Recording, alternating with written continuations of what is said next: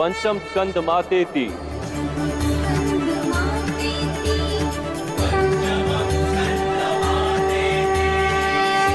ओम नमः चंडिकाय नमः।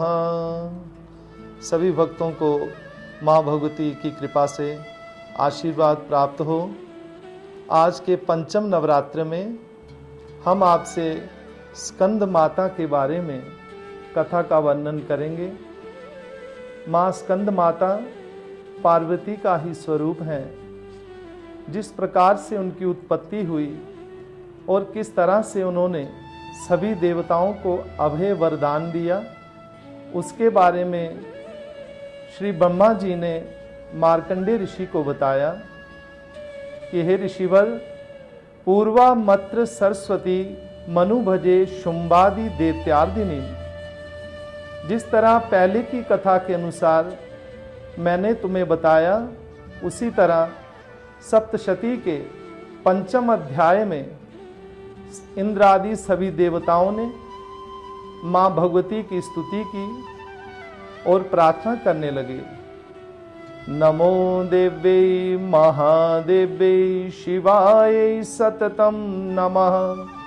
नमः प्रकृति भद्राय नियता प्रणता स्मताम्। हे माँ भगवती, हे दुर्गे, हे आदि शक्ति, हे भवानी, जब जब असुरों ने हम पर प्रलय मचाई, हे माँ, आपने ही अनन्य स्वरूप धारण करके हमारी असुरों से सदैव रक्षा की है। यदि आप हमारी पूजा से और हमारी स्तुति से प्रसन्न हैं, तो हे माँ, हमें आशीर्वाद दें। इंद्र आदि सभी देवताओं ने माँ भगवती को श्रद्धा, मेधा, लज्जा, मातृ, भ्रातृ, छाया इत्यादि नामों से उच्चारण कर माँ भगवती की स्तुति प्रारंभ की। जिस प्रकार गंगा जल के पृथ्वी पर आने से मनुष्यों के सभी दुखों का निवारण हो गया, उसी तरह माँ स्कंद माता ने सिंह पर सवार होकर सभी देवताओं को अभय वरदान दे दिया। स्कंद माता, ये नाम माँ पार्वती को स्कंद अर्थात कार्तिक की माता होने से भी प्राप्त हुआ है। जब कार्तिकेय का जन्म हुआ तो उनके 6 मुख थे और कृत्तिकाएं उनकी माता बनी। वही कृत्तिकाएं माँ पार्वती की सखियां थी, जिन्होंने कार्तिक के गर्भ रूप को आपने धारण किया और षण्मुख वाला बालक स्कंद प्राप्त हुआ। उसी स्कंद को कुमार भी कहते हैं और कार्तिकेय भी कहा जाता है। यही कार्तिकेय जब युवा हुए तो भगवान शंकर ने इन्होंने देवताओं का सेनापति घोषित कर दिया। मोर पर सवार होकर श्री कार्तिकेय जी महाराज सदैव देवताओं के लिए अग्रगणी बने रहे। आज 5वें नवरात्रि के दिवस पर जिन माताओं को अपने बच्चों से अत्यधिक प्रेम होता है और वो उनको ममता दुलार से पालती पोसती हैं, उन माताओं की मनोकामनाएं सदैव माँ भगवती संपूर्ण करती है। और जिनकी गोद में अभी तक कोई बाल नहीं खेला हो, तो स्कंद माता की पूजा करने से उन्हें पुत्र रत्न की प्राप्ति होती है।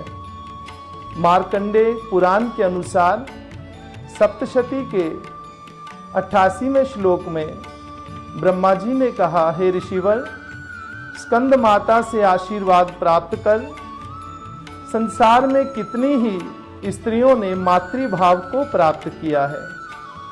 तो हमें आज पंचम नवरात्र के दिन माँ स्कंद माता से यही प्रार्थना करनी चाहिए कि हे माँ, आपने जो संतानें हमें प्रदान की हैं, उन सबको सद्बुद्धि प्रदान करना। संसार में वे आपके यश को फैलाएं और आपके चरण कमलों से सदा उनका प्रेम भाव बना रहे।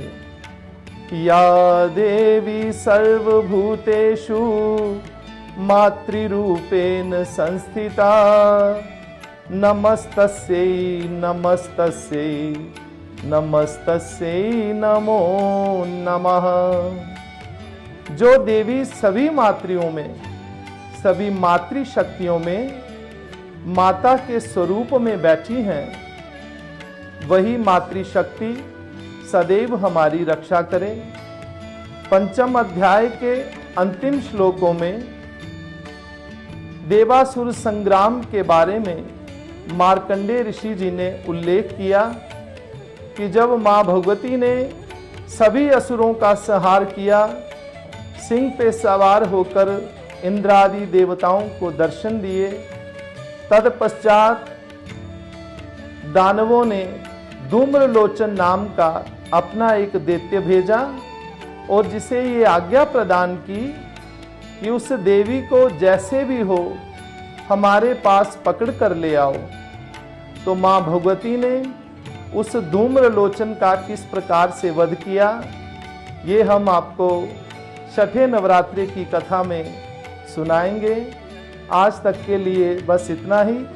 मां भगवती का आशीर्वाद और दर्शन आपको नित्य प्राप्त होता रहे, इसी मंगल कामना के साथ जय माता दी।